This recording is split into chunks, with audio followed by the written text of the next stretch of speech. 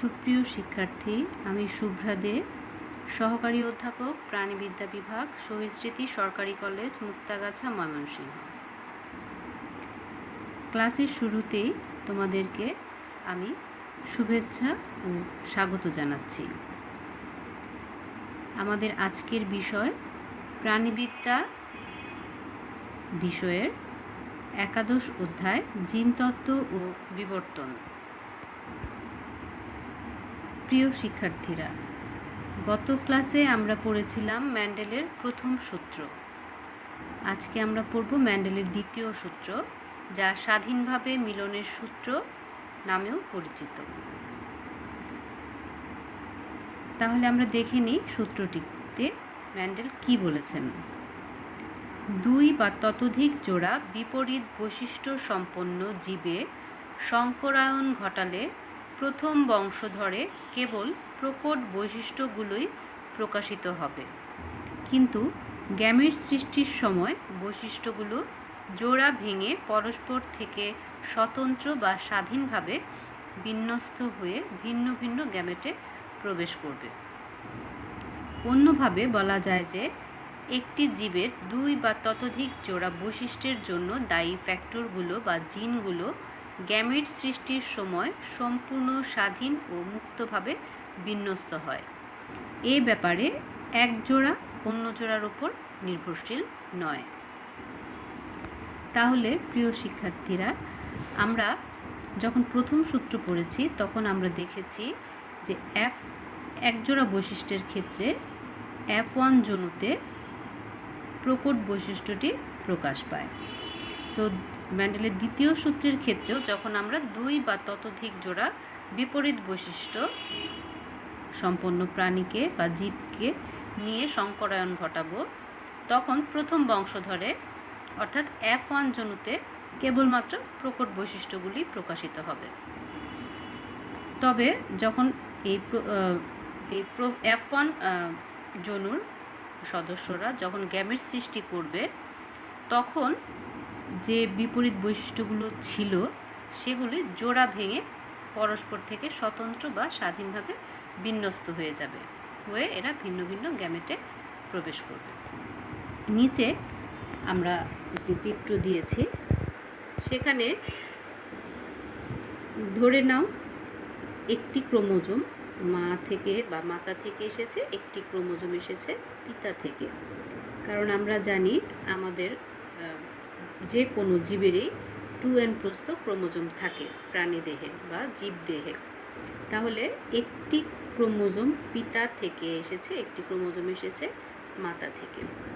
এখন যদি বা পাশেরটি যদি পিতা থেকে এসে থাকে, তাহলে এতে যদি দুইটি বিপরীত বৈশিষ্ট্য লাল রং এবং সবুজ রং যদি দুটি বিপরীত বৈশিষ্ট্যের জন্য দায়ী জিন হয়ে থাকে, এবং মাতা থেকে আগত যে ক্রোমোজোম এর মাঝখানে নীল জিন এবং বেগুনি রঙের জিন যদি দুটি বৈশিষ্ট্য হয়ে থাকে, এরা যখন দুটি ক্রোমোজোম যখন একসাথে হবে তখন বলছে যে F1 জনুতে এদের মাঝখানে যে রঙটি প্রকট, সেই রঙটি বা যে বৈশিষ্ট্যটি প্রকট সেই বৈশিষ্ট্যটি প্রকাশ পাবে। এখন যখন আবার F1 জনুর সদস্যরা গ্যামেট সৃষ্টি করবে, তখন এগুলি বৈশিষ্ট্যগুলি জোড়া ভেঙে যাবে। মানে কি, পিতা থেকে আগত যে বৈশিষ্ট্যগুলি রয়েছে, অর্থাৎ লাল রং এবং সবুজ রঙের জিন চিহ্নিত অংশ দুটি যদি আমরা জিনকে বুঝাই, তাহলে এখানে লাল এবং সবুজ দুটি আবার পরবর্তী জেনারেশনে বা জনুতে যখন গ্যামেট সৃষ্টি হবে, তখন কিন্তু এরা যে একসাথেই থাকবে তেমন নয়। দেখো, এখানে আবার লালের সঙ্গে চলে এসেছে বেগুনি, নীলের সঙ্গে চলে গিয়েছে সবুজ, অথবা লালের সাথে নীল যেতে পারে বা সবুজের সাথে বেগুনিও যেতে পারে। অর্থাৎ এখানে এমন কোনো নিয়ম নেই বা এমন কোনো দায়বদ্ধতা থাকবে না যে এটা বাবা থেকে আগত বৈশিষ্ট্যগুলি সবসময় একটি গ্যামেটে যাবে এবং মাতা থেকে আগত বৈশিষ্ট্যগুলি একটি গ্যামেটে যাবে। অর্থাৎ যখন এরা গ্যামেট সৃষ্টি করবে তখন যে জোড়ায় ছিল একটি ক্রোমোজোমের মধ্যে, যে জোড়ায় ছিল অর্থাৎ লাল আর সবুজ ছিল একটি জোড়া, নীল আর বেগুনি ছিল একটি জোড়া, এরা তখন গ্যামেট সৃষ্টির সময় জোড়া ভেঙে যাবে, অর্থাৎ লালের সাথে বেগুনি চলে আসতে পারে, নীলের সাথে সবুজ যেতে পারে, কিংবা অন্য কোনো বিন্যাসে এরা বিন্যস্ত হতে পারে। তো বলছে যে এ ব্যাপারে এক জোড়া অন্য জোড়ার উপর নির্ভরশীল নয়, অর্থাৎ মাতা থেকে আগত যে ক্রোমোজোম সেখানে যে বৈশিষ্ট্যগুলি রয়েছে সেই বৈশিষ্ট্যগুলি কিন্তু আবার পিতা থেকে আগত বৈশিষ্ট্যগুলির উপর নির্ভরশীল নয়, এরা সম্পূর্ণভাবেই স্বাধীন এবং মুক্তভাবে বিন্যস্ত হয়ে যায়। আমরা যদি আবার একটু বলতে যাই যে এখানে যদি আমরা দুটি বৈশিষ্ট্য নিই, একটি লম্বা একটি রং, কালো রং বা বাদামি রং, আর একটি লম্বা আর খাটো, দুটি বিপরীত বৈশিষ্ট্যকে যদি নিয়ে থাকি তাহলে রঙের জন্য যে দায়ী জিন দুটি রয়েছে, রঙের জন্য দায়ী যে জিন পিতাতে রয়েছে এবং মাতাতে রয়েছে, সেই জিন এবং তোমার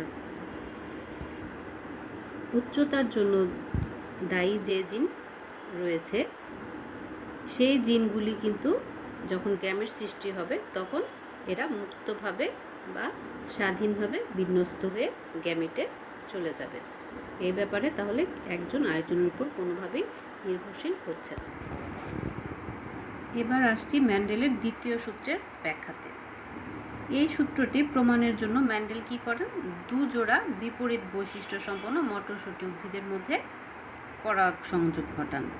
যেহেতু তিনি দু জোড়া বিপরীত বৈশিষ্ট্যের দিকে দৃষ্টি রেখে এই সূত্রতে ক্রস করান, সেজন্য এই সূত্রটির নাম হয়েছে ডাইহাইব্রিড ক্রস বা দ্বিলক্ষণ সংকরায়ন। এই সূত্রটি কিন্তু ল অফ, যেহেতু আবার এখানে বলছে যে গ্যামেট সৃষ্টির সময় বৈশিষ্ট্যগুলো স্বাধীনভাবে বিন্যস্ত হয়, সেজন্য এই সূত্রটিকে কিন্তু আবার ল অফ ইন্ডিপেন্ডেন্ট অ্যাসর্টমেন্ট নামেও পরিচিত।